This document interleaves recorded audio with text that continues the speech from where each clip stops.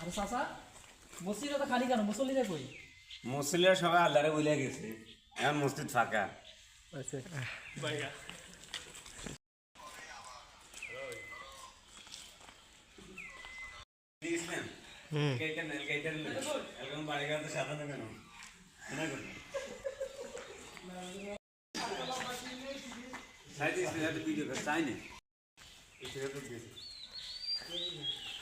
আপনারা কি সবাই মুসল্লিনি না?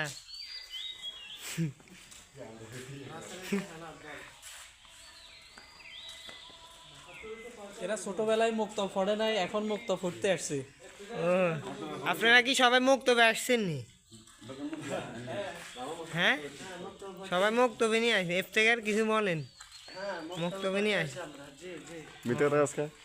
ছোটবেলার যে মনোভাব আছে আমরা সেগুলো প্রকাশ করার জন্য বক্তব্য করতে আসছি।